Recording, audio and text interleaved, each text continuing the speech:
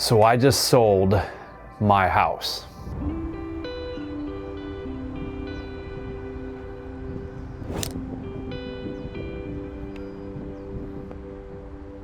Now, for a little context, this is one of my properties that I've owned since 2016. It was actually the second house that I had ever purchased, where I bought it with the sole intention of being an Airbnb property.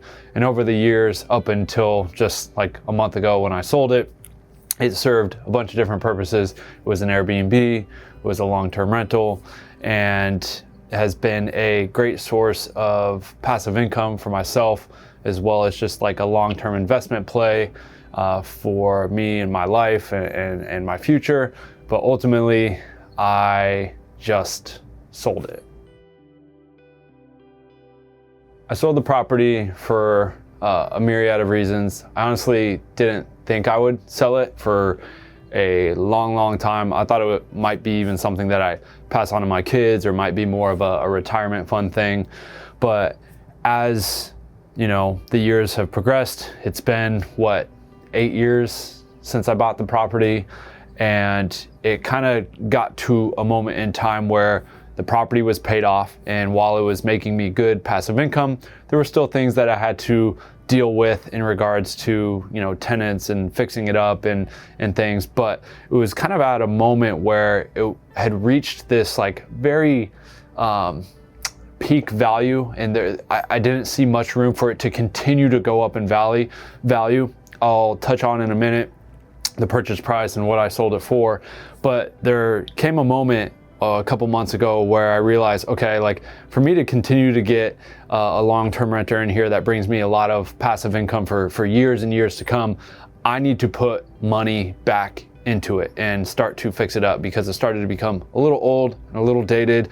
And I just realized that that might not be the best move financially for the property and for my life currently, as I don't know if I would have put the money that I would have put into it, I don't think I would have got out on the back end. Because of the property being the size that it is, let's just say I spent $30,000 fixing it up. I don't think that would really translate to dollars on the back end.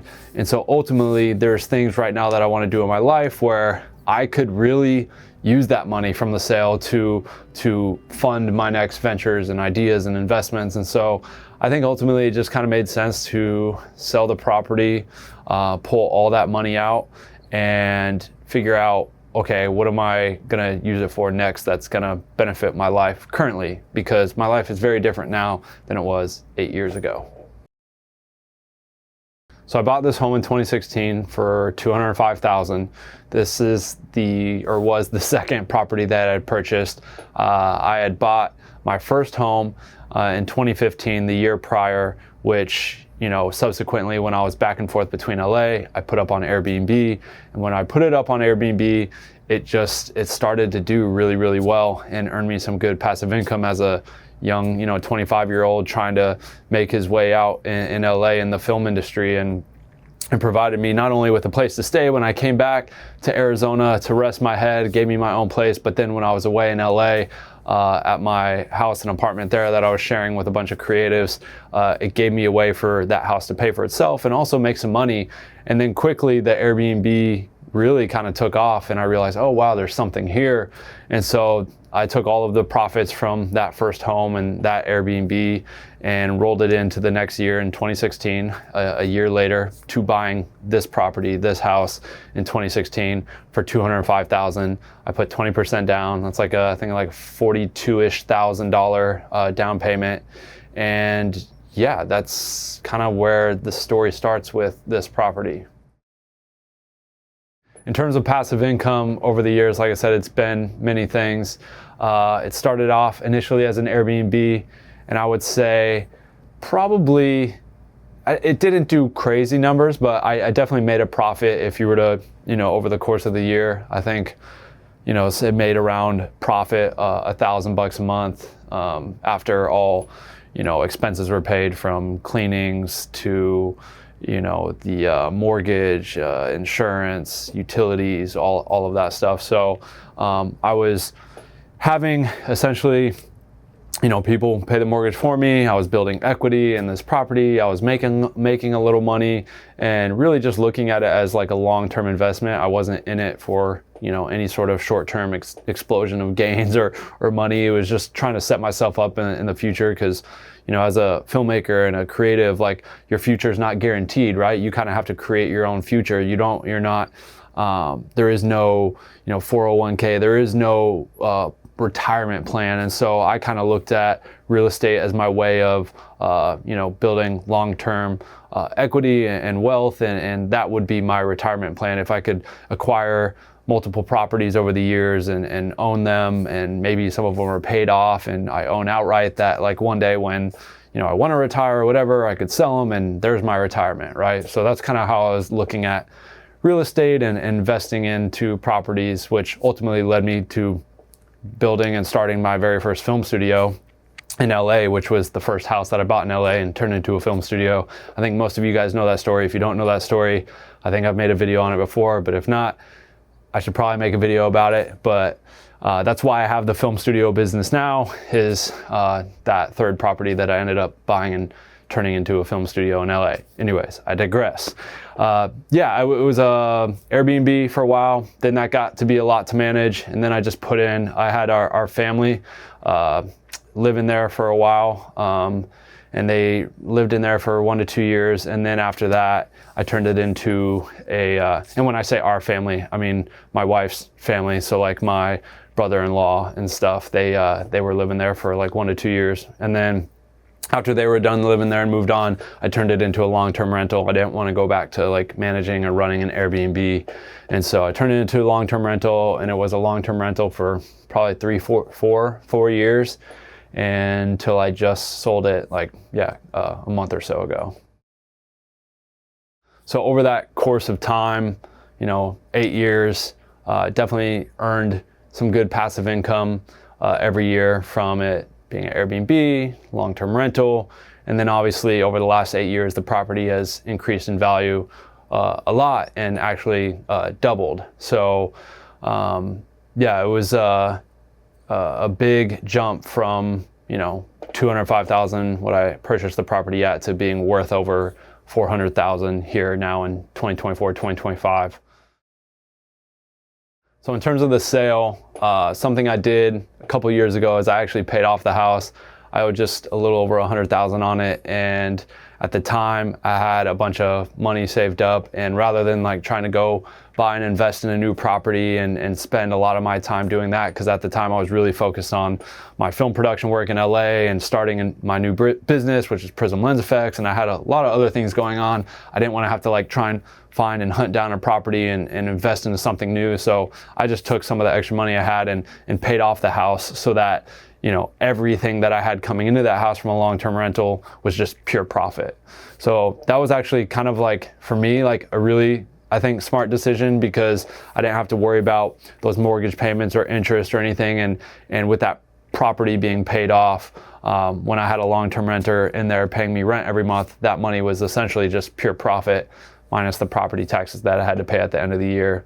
And that gave me a lot of just like freedom creatively back in LA and working on my projects, knowing I had this, essentially kind of business or this asset earning me that kind of income every month that I could really depend on. I didn't have to as creatives, everything is so ebb and flow. You might have all these gigs 1 minute and then you don't have any for a while. And so to have that dependable income was a huge plus for me as a, young person getting ready to start a family.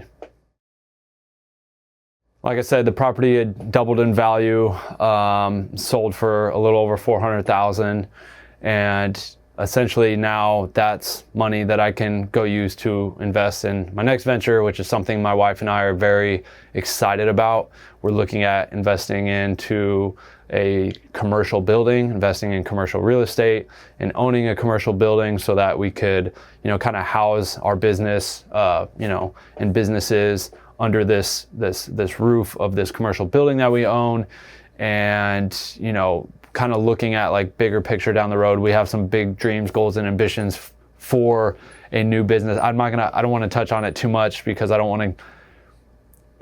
want to give you guys any ideas or information until I actually am moving forward on it, because I think it is, humble brag, genius idea that my wife and I have been stewing on for a long time, and I think directly correlates to helping just people in the creative and entrepreneurial community.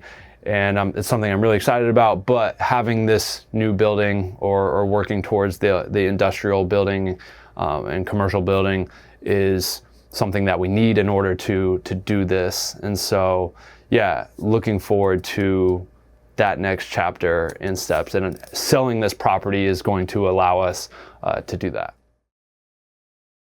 So that's kind of a little backstory and history on this property and the investment and why we bought it and sold it. And I'm excited to share more about this next journey. Hopefully later this year I'll have some more information and exciting news to share with you guys about this next venture and this next investment. Again, it's really exciting, and I think it's something that you guys are going to be super interested in. As it pertains to the kind of the creative industry and the entrepreneurial industry and tying it all together. And yeah, I'm just excited to share more on that down the road. Something I want to leave you guys with is, there's a lot of people that in the creative field and industry that hate the talk of real estate, and there's a lot of, people that feel like real estate investors or people that invest in real estate are contributing to the problem with what's wrong with America and unaffordable housing, and that's just not the case. I think it's important for everyone to try and understand that yes, there becomes a moment where there is like an abuse of that, right? When you have these billionaires and these companies just acquiring massive amounts of real estate and land and flipping these homes and projects and creating this drive up in the market that makes it unattainable and unaffordable for a lot of people. But that's not what I'm doing. Buying one home and turning it into an Airbnb is not contributing to that. And I just think it's important for creatives and artists to realize, hey, there's like other ways to like set yourself up for the future, so that you can be creative and continue to be creative without the press and stress and worry about like when's your next gig coming and the next paycheck, and like what if work stops and slows. And for me, real estate has always, or investing in real estate instead of buying a $100,000 Airy has always been a smart decision, and has panned out well for me. And I just urge you guys to, like, before you just go spend thousands or tens of thousands or hundreds of thousands of dollars on new gear, maybe start to think like how you can plan to own your first piece of real estate. Not everyone has that goal or dream or aspiration, but for me, it's just, I'm speaking from the heart here. It's personally helped me knowing that, obviously, like with the sale of Eclectic and the home that I'm in currently now, that's my home, and the equity I've built in it, like those are massive comforts and safety nets to know, like, okay, I've got this nest egg here, and if anything were to happen in my career with my job or whatever, that like I have this to I don't know, bail me out, if you will. But I don't know, I'm kind of rambling now, but I just want you guys to think about, like, the next time before you just wildly spend money on new gear, new tech, start, maybe saving, putting a little nest egg away, chipping away at saving up for, your first real estate investment, because it's been very helpful for me in my life as a artist and a creative in a myriad of ways. Hopefully this video helped, inspired, motivated y'all in some way. If you have any questions about anything I said or didn't say, drop a comment below. I'll be sure to try and answer as many of those as possible. Thank you for watching. Like, comment, subscribe, as always. Have a good one. See you on the next one. Peace.